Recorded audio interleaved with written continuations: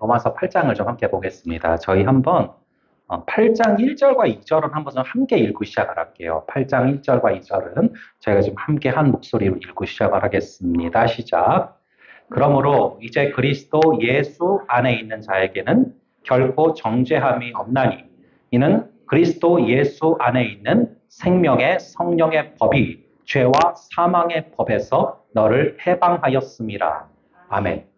여러분, 이 기독교는요, 우리 크리스찬들은 또 우리 예수 그리스도는 우리를 참으로 자유케 하러 오신 줄로 믿으시기 바랍니다. 우리가 살다 보면은 참 많은 것들이 우리를 자신들의 종으로 이렇게 올가매려고 해요. 그래서 우리는 살면서 때로는 두려움의 종이 되기도 하고, 또 우리는 살면서 때로는 죄책감에 쌓여서 도저히 이걸 해결하지 못하기도 하고, 참 많은 것들이 우리를 이렇게 얽매이게 하고 나아가지 못하게 하고 한 걸음도 앞으로 못 나가게 하려고 합니다.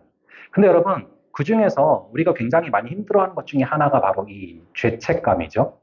이 죄책감이라는 것은요, 또 이 죄의식이라는 것들, 이것이 사실 굉장히 우리를 많이 공격하는 것들 중에 하나입니다. 뭐 이것은 뭐 비단 뭐 그냥 여러분들뿐만 아니라 저도 마찬가지고요. 이렇게 뭐 저는 사람입니다. 뭐 하나님도 아니고 사람이에요. 근데 사람인데 하나님의 말씀을 전하는 자리에 서야 되고, 사람인데 하나님의 말씀과 뜻을 행하는 그런 자리에 서야 되는데, 사실은 그거 자체가 굉장히 아이러니해요. 저는 사람이기 때문에. 그래서 저 스스로도 굉장히 그 내적인 어떤 갈등들이 있죠. 내가 하나님의 말씀을 전해야 되는데 나는 너무 부족한 사람이니까. 그런데 때로는 그게 심해질 때, 때로는 공격이 올 때가 있어요. 너가 그런 상황인데 어떻게 하나님 말씀을 전하냐, 막 이런 공격들이죠. 여러분들도 마찬가지 아닙니까? 내가 교회를 나가고 기도를 하고 하려고 하는데, 야, 네가 무슨 기도냐? 너 같은 게 무슨 기도냐? 뭐 이런 공격들은 사실 우리 모두에게 있지 않습니까? 그런 죄책감, 어떤 죄의식, 이런 것들이 우리를 굉장히 많이 올가맨다는 것이죠. 그런데 그럴 때 우리가 응수할 수 있는 말씀이 바로 로마서 8장 1절과 2절이죠. 그러므로 이제 그리스도 예수 안에 있는 자에게는 결코 정죄함이 없나니, 그런지 이제 그리스도 예수 안에 있는 생명의 성령의 법이 죄와 사망의 법에서 너희를 해방하였습니다. 이걸 여러분 꼭 오늘 암송을 하시고요. 집에 가셔서 암송을 하시고 꼭 여러분들의 심령에 두시기 바랍니다. 그래서 여러분들을 공격하고 여러분들이 하나님 앞에 나가려는 것을 가로막을 때마다 반드시 로마서 8장 1절과 2절로 응수하셔서 나는 그리스도 예수 안에 있기 때문에 이제는 생명의 성령의 법이 죄와 사망의 법에서 나를 해방하였다. 그러므로 나는 정죄함이 없다라고 응수하면서 나아가시는 그런 여러분들 될 수 있기를 바랍니다. 그래서 여러분, 우리가 이 말씀을 통해서 정말 우리 주님 앞에 나아갈 수 있는, 그래서 저는요, 여러분들, 저희가 조금은 때로는 하나님 앞에요, 뻔뻔하게 나아갈 수 있어야 됩니다. 때로는. 그래서 하나님 앞에 나아가지 못하게 만들려는 굉장히 많은 공격들이 있을 때 거기에 무너지지 마시고 말씀으로 응수하면서 하나님 앞에 나아갈 수가 있어야 되는 것이죠. 그런 측면에서 이 로마서 8장 1절과 2절 굉장히 여러분 중요한 구절이고요. 여러분들이 반드시 마음속에 새겨 넣으셔야 되는 그런 구절인데요. 이제 1절과 2절을 보면서, 특히 1절을 보면서 좀 그런 생각을 해볼 수 있는데, 여러분 왜 옛날에 광고 카피 문구 중에서요, 집 떠나면은 무슨 고생이다 뭐 이런 거 있었잖아요. 그래서 그런 광고 카피 문구가 있었을 정도로 저희가 뭐 어디를 놀러 갔다 와도 결국에는 집이 제일 좋아 뭐 이런 얘기를 하잖아요. 그렇게 우리가 집에 가서 이렇게 안식을 누리는 거 굉장히 좋아하지만 여러분, 사실은 집조차도 안전한 게 아니지 않습니까? 어떤 천재지변이 일어나서 어떤 일이 벌어질지 어떻게 합니까? 그렇다면 우리가 살면서 가장 안전한 곳이 어디겠습니까?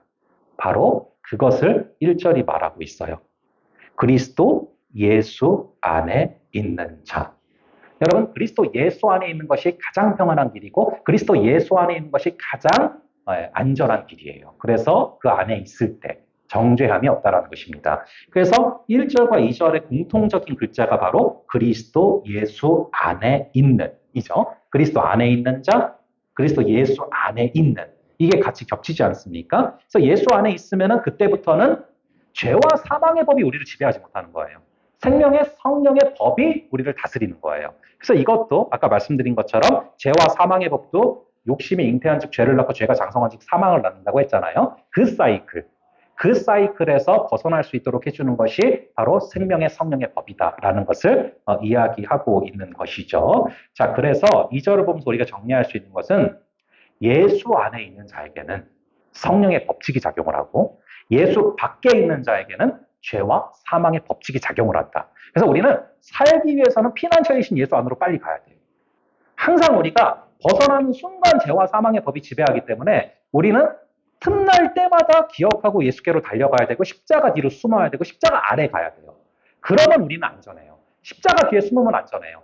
예수 안에 있으면 안전해요. 그런데 이것을 벗어나는 순간 바로 어저께 성령 충만하게 십자가 아래 있었어도 내가 오늘 십자가를 벗어나서 살아가다 보면은 어느 순간 죄와 사망의 법이 우리를 지배하는 것이죠. 그래서 우리는 의식적으로 계속 잊지 않고 계속 십자가로 달려나가고 죄와 사망의 법이 아니라 생명의 성령의 법의 지배를 받도록 어디에 있느냐가 굉장히 중요한 것입니다. 그것을 좀 이야기하고 있는데요.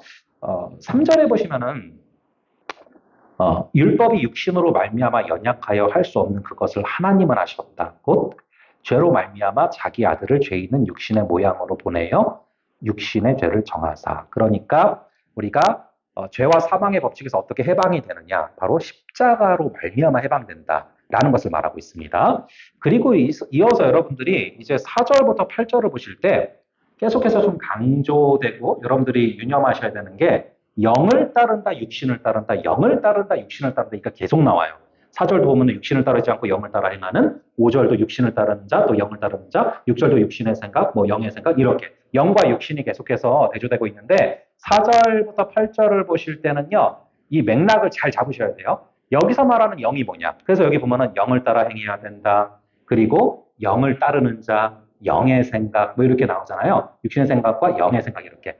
여기 나오는 영이 뭔가를 정의하는 게 굉장히 중요합니다. 여기 나오는 영이 여러분들이 이제 흔히 이렇게 이런저런 얘기하면서 들을 때 미움의 영이 있다, 분노의 영이 있다, 그런 영이 아니에요. 맥락을 보시면은 성령을 말하는 거예요. 그래서 얘기하는 영은. 그래서 여기 얘기하는 영은요, 다 성령으로 바꾸시면 돼요. 성령으로 생각하시면 돼요.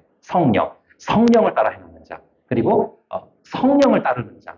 성령의 생각, 그거예요. 여기서 말하는 영은 바로 그 성령, 한 영을 말하는 것입니다. 그래서 그 성령이다라고 생각하시고 4절부터 8절을 보시면 되고, 그럼 목사님 육신을 따르는 건 뭡니까? 이것은 육신에 거하는, 우리 육신 안에 있는 죄와 사망의 법을 따르는 자를 말하는 거예요. 육신을 따르는 것은 죄와 사망의 그 사이클이죠. 욕심이 잉태한 즉 죄를 낳고 죄가 장성한 즉 사망을 낳는 그 사이클을 따르는 자를 말하는 것입니다. 그거를 기억하시고 보시면 쉽게 이해하실 수 있어요. 그리고 10절에 보면은 이런 구절이 뒤에 나와요. 너희 안에 거하시는 그의 영, 여기도 성령이에요.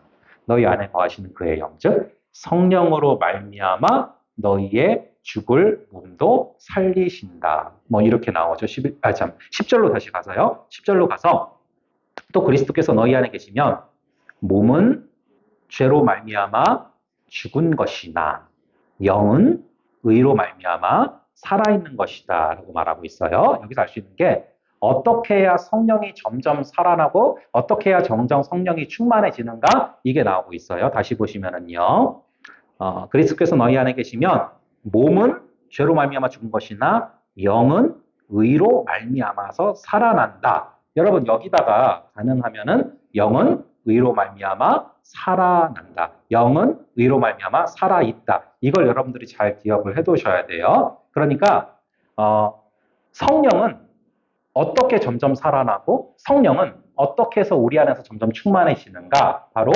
의로 말미암아 성령이 충만해진다는 거예요. 의는 무엇입니까? 하나님과의 올바른 관계입니다. 하나님과 우리가 친밀해지고 하나님과의 관계가 올바라질 때 그때 성령이 충만해진다라는 것을 말하고 있는 거예요. 그래서 여러분, 우리가 점점 하나님과의 그 의, 하나님과의 올바른 관계 가운데 들어갈 때 어느덧 내 안에 성령이 충만해지고 죄는 줄어드는 그런 일들이 있다는 것이죠.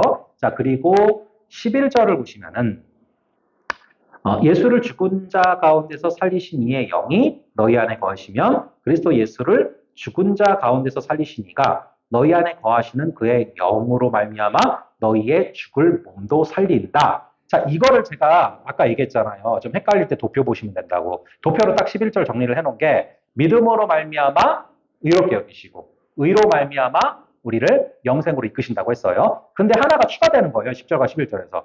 믿음으로 말미암아 의롭게 되는데 의로 말미암아 어떻게 된다고 합니까? 영이 살아난다. 의로 말미암아서 성령이 충만해진다. 그러다 보니까 점점 부활 영생으로 가는 것이죠. 영원한 생명으로. 자, 그게 이제 11절이었고요.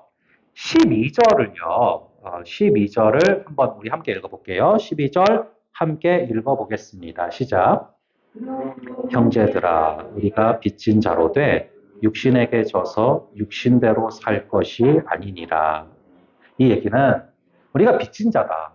하나님께 받은 은혜가 우리가 갚을래야 갚을 수 없을 만큼 너무 큰 우리는 빚을 지고 있다. 그런데 이 얘기는 무슨 얘기냐면은 그런데 왜 너희는 죄한테 빚을 진 것처럼 살아가냐라는 그 얘기를 하는 거예요. 왜 죄한테 빚진 것처럼 죄에 따라다니고 죄의 지배를 받고 죄가 하라는 대로 하고 있니? 그 얘기를 하는 거죠. 그래서 형제들아 우리가 빚진 자로 돼. 우리는 그리스도의 사랑에 빚진 자로 돼. 성령께 빚진 자로 돼. 왜 육신에게 져서 육신대로 사느냐? 왜 죄에게 빚진 자처럼 사느냐? 지금 이제 바울이 그 이야기를 하고 있습니다. 그리고 13절에 말하는 것이 영으로서 몸의 행실을 죽이면 산다 라고 나와요. 영으로, 즉 성령으로서 몸의 행실을 죽이면 우리는 살아난다. 자, 여러분 그래서 몸의 행실과 우리 성령께서 역사하시는 것이 반대가 된다는 것을 알 수 있어요. 그래서 여러분 그 성령의 9가지 열매 갈라디아서 5장 22절 23절 아시죠? 그거를 저는 좀 여러분들이 계속해서 좀 날마다 좀 암송을 해두시고 아니면 정리를 해두시고 여러분들이 좀 체크리스트로 날마다 아침 저녁으로 한 번씩 좀 체크를 해보실 필요가 있다고 생각을 하거든요. 한번 저를 따라서 한번 해볼게요. 사랑 희락 화평, 오래 참음 자비 양선, 충성 온유 절제. 다시요. 사랑 희락 화평, 오래 참음 자비 양선, 충성 온유 절제. 예, 이게 이제 성령의 열매예요. 성령이 충만할 때 나오는 열매. 그런데 갈라디아서 5장 22절 부분을 보시면은 이 성령의 열매랑 반대로 육체의 일이 뭔지를 쭉 나열을 해놨거든요. 그러니까 육신이 가득할 때 나오는 열매와 성령이 가득할 때 나오는 열매가 있는데 그게 정확하게 대조가 돼 있어요. 그래서 성령의 열매가 첫 번째가 뭐였죠? 사랑이었죠. 예, 사랑. 근데 그 성령의 열매 첫 번째로 나오는 게 사랑이라면은 육신의 열매 첫 번째로 나오는 게 뭐냐면 음행이에요. 근데 이게 보면은 정확하게 대조가 되어 있는 거예요. 왜냐하면은 사랑은 이타적이지 않습니까? 근데 음행이라는 것은 굉장히 이기적인 거예요. 남의 가정이 깨지든 말든 남이 아프든 말든 신경 안 쓰겠다는 거예요. 그래서 이기적과 이타적인 것이 정확히 대조가 되어 있거든요. 그렇게 육신의 일과 성령의 열매를, 육신의 일과 성령의 일을 정확하게 대조를 해놓고 있어요. 그래서 여러분들 이 구절 그대로예요. 우리가 방금 읽었던 이 13절 말씀처럼 우리가 영으로서 몸의 행실을 죽이면 살아요. 우리가 살고 우리의 영이 살아요. 성령으로 몸의 행실을 죽이면. 그래서 육체의 일과 성령의 열매가 반대되고 있고 바울은 지금 그 원리를 말하고 있는 것이다 라는 것을 기억을 하시면 되겠고요. 그리고 15절에 보시면은 우리 15절 말씀 한번 같이 읽어볼게요. 시작. 너희는 다시 무서워하는 종의 영을 받지 아니하고 양자의 영을 받았으므로 우리가 아바 아버지라고 부르짖느니라. 아멘. 예. 그래서요. 저는 개인적으로 제가 기도할 때는 항상 이렇게 호칭이라기보다는 이렇게 기도하면서 외치며 나아갈 때 항상 아바 아버지 이렇게 기도를 많이 해요. 왜냐하면은 이제 성경에 그렇게 나오잖아요. 주여 주여 하는 자마다 다 주님 앞에 갈 수 없다고. 예, 그래가지고 저는 그거보다는 좀 아바 아버지라고. 왜냐면은 좀 그런 거예요. 근데 이제 아바 아버지는 아무나 못한대요. 여기 나오잖아요. 뭐라고 나와요?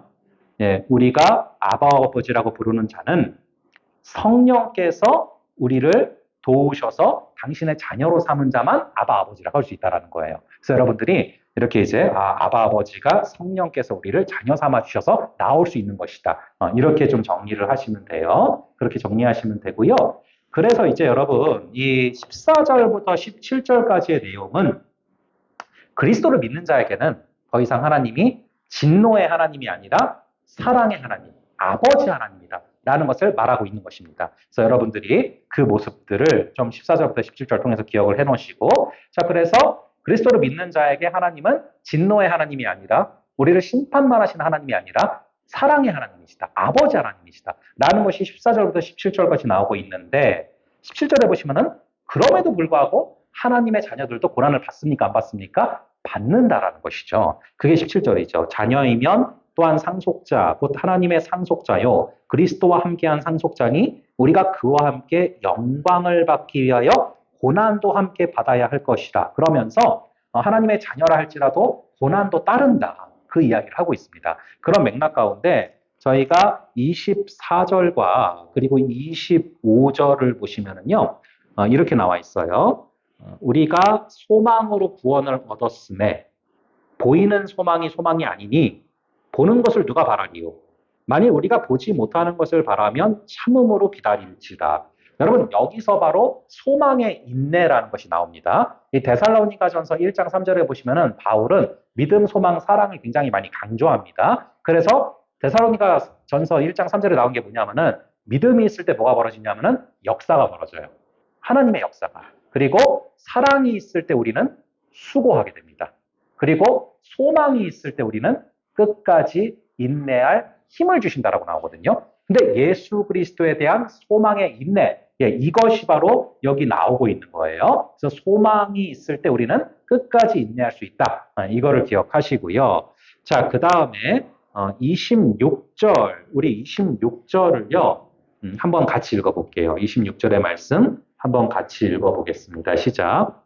이와 같이 성령도 우리의 연약함을 도우시나니 우리는 마땅히 기도할 바를 알지 못하나 오직 성령이 말할 수 없는 탄식으로 우리를 위하여 친히 간구하시느니라. 아멘. 이 말씀입니다. 여러분, 우리가 때로는 어떤 기도를 해야 될지 몰라서 기도에 입이 떨어지지 않을 때에도 성령께서 우리를 위해서 말할 수 없는 탄식으로 우리를 위해서 간구하신다는 것이죠. 그래서 여러분, 여러분들 잘 아시는 찬양 중에서 이 찬양이 있지 않습니까? 누군가 널 위하여 누군가 기도하네 내가 지쳐 외로워서 마음이 아시죠? 무너질 때 누군가 널 위해 기도하네. 이걸 만드신 분이 이 구절을 가지고 만들었다고 얘기하시더라고요. 그러니까 성령께서 내가 기도할 수 없을 때에도 기도하신다. 그거예요. 그래서 여러분들 그 내용들 좀 기억하시고요. 28절에 보시면 그래서 이제 믿는 자들도 고난이 와요. 그런데 하나님의 자녀라도 고난이 오는데 고난을 두려워할 필요가 전혀 없는 이유가 뭐냐?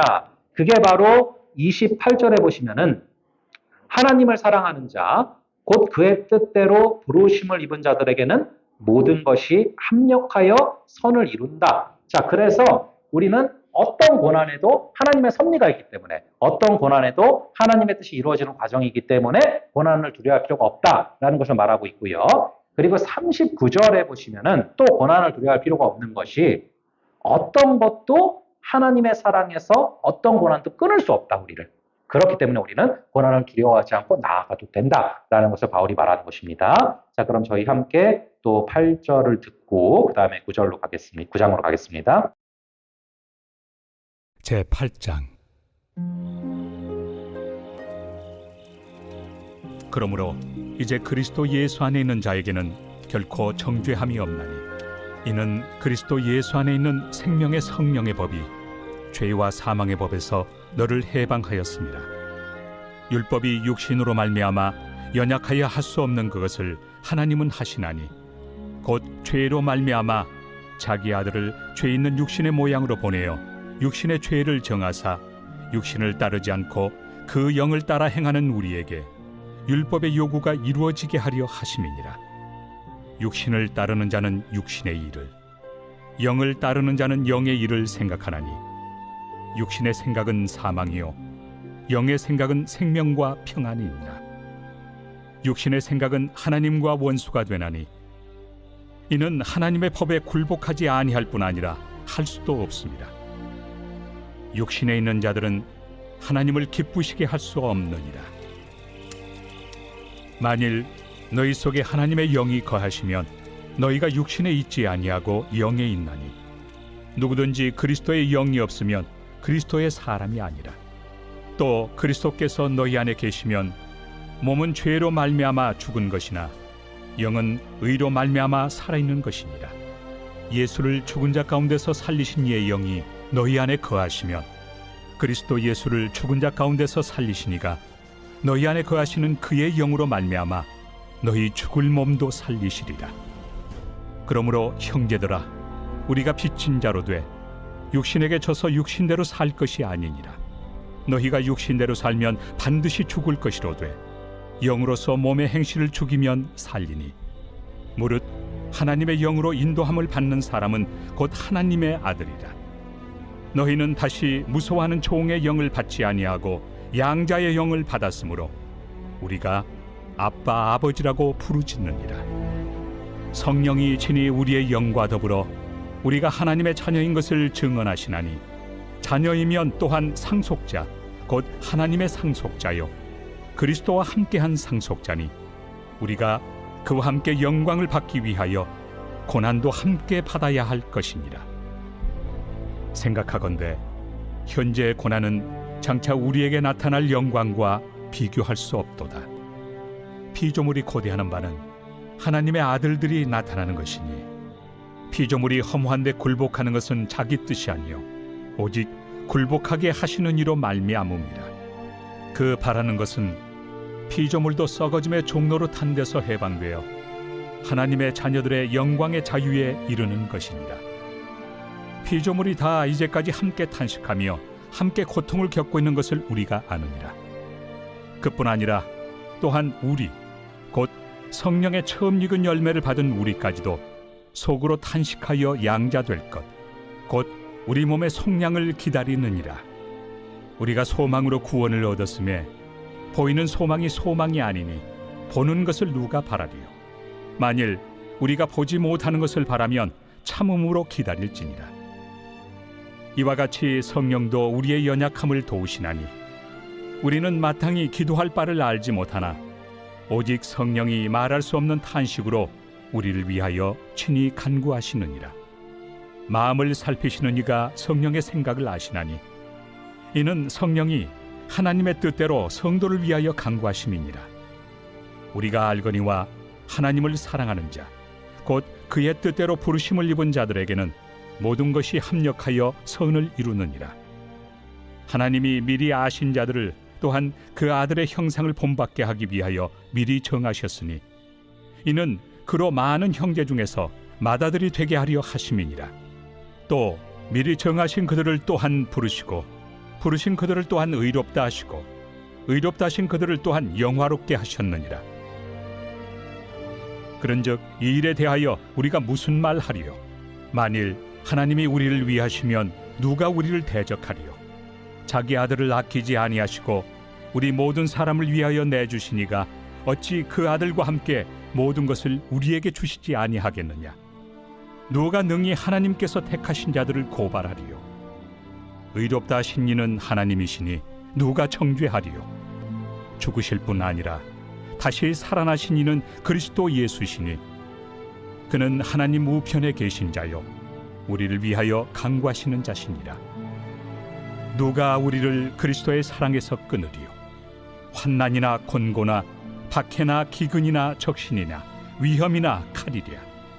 기록된 바 우리가 종일 주를 위하여 죽임을 당하게 되며 도살당할 양같이 여김을 받았나이다 함과 같으니라.